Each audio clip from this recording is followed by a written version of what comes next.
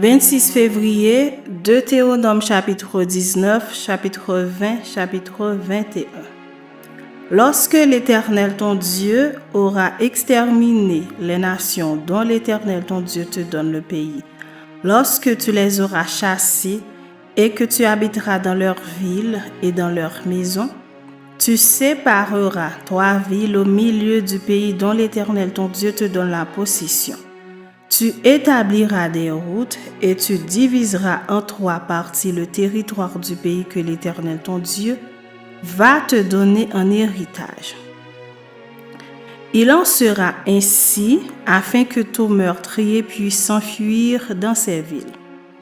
Cette loi s'appliquera au meurtrier qui s'enfuira là pour sauver sa vie lorsqu'il aura involontairement tué son prochain sans avoir été auparavant son ennemi. Un homme, par exemple, va couper du bois dans la forêt avec un autre homme, la hache en main. Il s'élance pour abattre un arbre, le fer échappe du manche, atteint le compagnon de cet homme et lui donne la mort. Alors il s'enfuira dans l'une de ces villes pour sauver sa vie, de peur que le vengeur du sang échauffé par la colère et poursuivant le meurtrier, ne finisse par l'atteindre s'il y avait à faire beaucoup de chemin et ne frappe mortellement celui qui ne mérite pas la mort, puisqu'il n'était point auparavant l'ennemi de son prochain. C'est pourquoi je te donne cet ordre, tu sépareras 3 villes.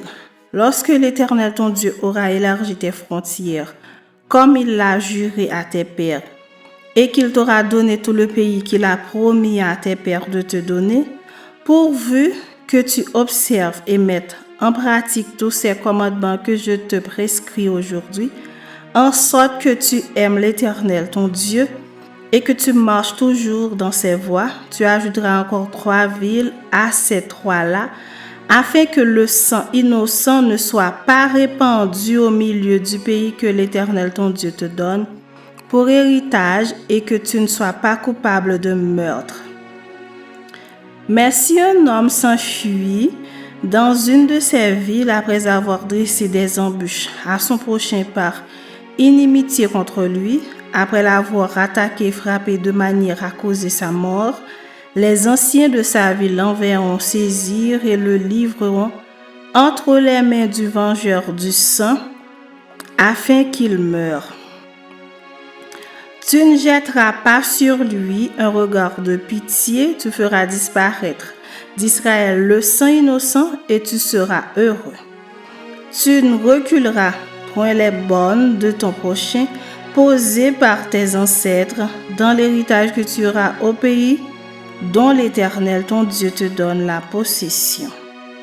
Un seul témoin ne suffira pas contre un homme pour constater un crime ou un péché, quel qu'il soit.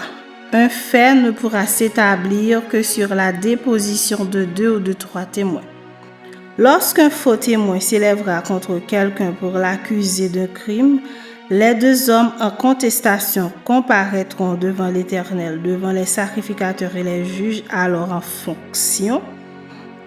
Les juges feront avec soin des recherches.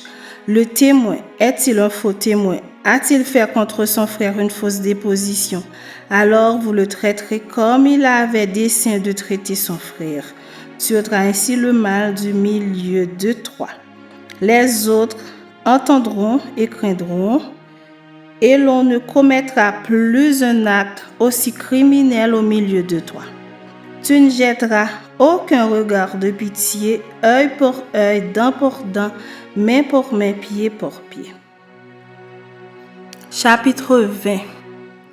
Lorsque tu iras à la guerre contre tes ennemis et que tu verras des chevaux et des chars et un peuple plus nombreux que toi, tu ne les craindras point, car l'Éternel ton Dieu qui t'a fait monter du pays d'Égypte est avec toi. À l'approche du combat, le sacrificateur s'avancera et parlera au peuple. Il leur dira: « Écoute, Israël, vous allez aujourd'hui livrer bataille à vos ennemis. que votre cœur ne se trouble point. Soyez sans crainte, ne vous effrayez pas, ne vous épouvantez pas devant eux. Car l'Éternel votre Dieu marche avec vous pour combattre vos ennemis, pour vous sauver. Les officiers parleront ensuite au peuple et diront: Qui est-ce qui a bâti une maison neuve et ne s'y est point encore établi? Qu'il s'en aille et retourne chez lui, de peur qu'il ne meure dans la bataille et qu'un autre ne s'y établisse. Qui est-ce qui a planté une vigne et n'en a point encore joui? Qu'il s'en aille et retourne chez lui, de peur qu'il ne meure dans la bataille et qu'un autre n'en jouisse. Qui est-ce qui a fiancé une femme et ne l'a point encore prise? Qu'il s'en aille et retourne chez lui, de peur qu'il ne meure dans la bataille et qu'un autre ne la prenne.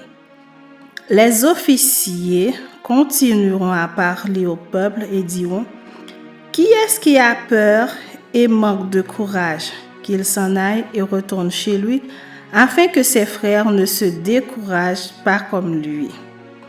Quand les officiers auront achevé de parler au peuple, ils placeront les chefs des troupes à la tête du peuple. Quand tu t'approcheras d'une ville pour l'attaquer, tu lui offriras la paix. Si elle accepte la paix et t'ouvre ses portes, tout le peuple qui s'y trouvera te sera tributaire et asservi.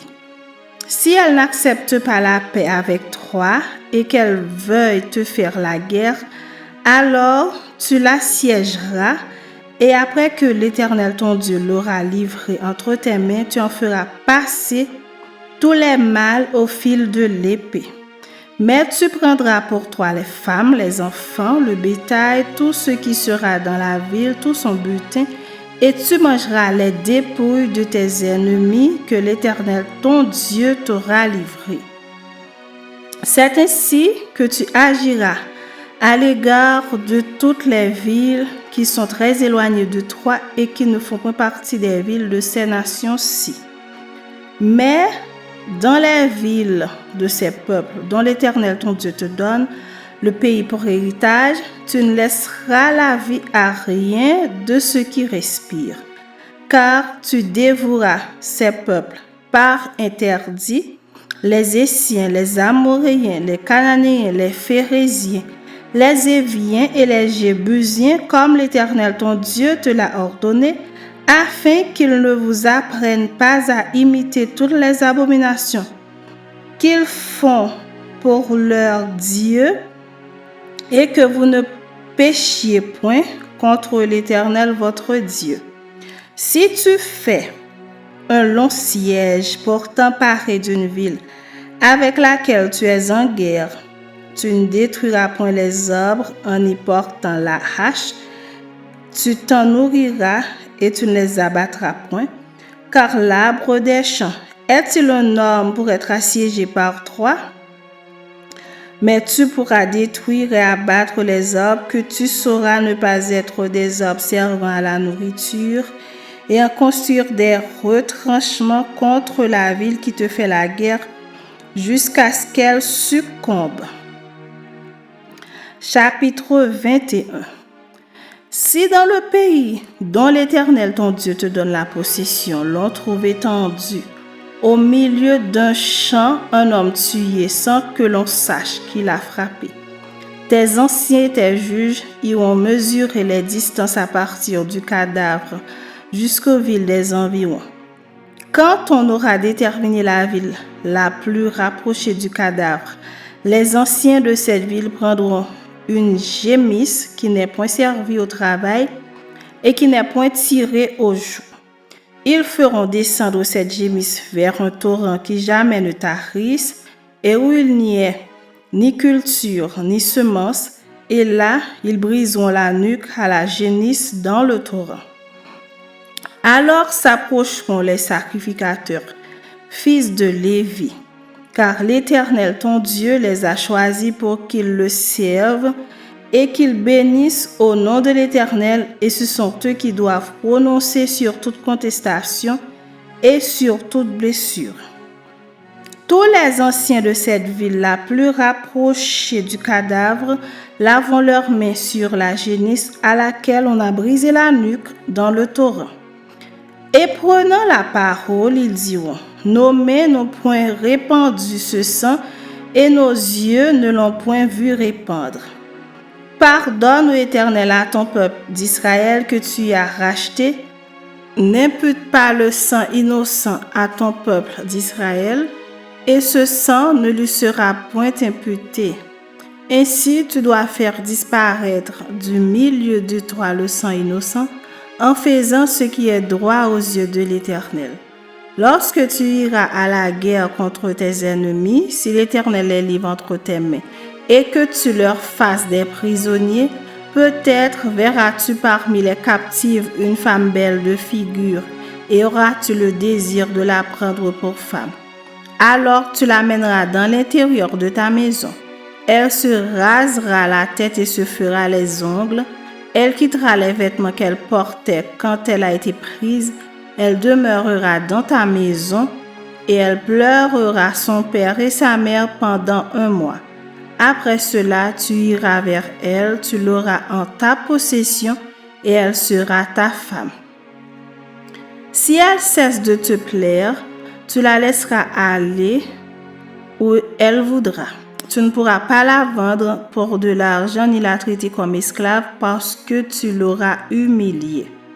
Si un homme qui a 2 femmes aime l'une et n'aime pas l'autre, et s'il en a des fils dont le premier-né soit de la femme qu'il n'aime pas, il ne pourra point, quand il partagera son bien entre ses fils, reconnaître comme premier-né le fils de celle qu'il aime, à la place du fils de celle qu'il n'aime pas et qui est le premier-né. Mais il reconnaîtra pour premier-né le fils de celle qu'il n'aime pas et lui donnera sur son bien une portion double, car ce fils est les prémices de sa vigueur, le droit d'aînesse lui appartient. Si un homme a un fils indocile et rebelle, n'écoutant ni la voix de son père ni la voix de sa mère et ne leur obéissant pas même après qu'ils l'ont châtié, le père et la mère le prendront et le mèneront vers les anciens de sa ville et à la porte du lieu qu'il habite. Ils diront aux anciens de sa ville, « Voici notre fils qui est indocile et rebelle, qui n'écoute pas notre voix et qui se livre à des excès et à l'ivrognerie. » Et tous les hommes de sa ville le lapideront et il mourra. Tu ôteras ainsi le mal du milieu de toi, afin que tout Israël entende et craigne. Si l'on fait mourir un homme qui a commis un crime digne de mort et que tu l'aies pendu à un bois, son cadavre ne passera point la nuit sur le bois, mais tu l'enterreras le jour même, car celui qui est pendu est un objet de malédiction auprès de Dieu, et tu ne souilleras point le pays que l'Éternel ton Dieu te donne pour héritage.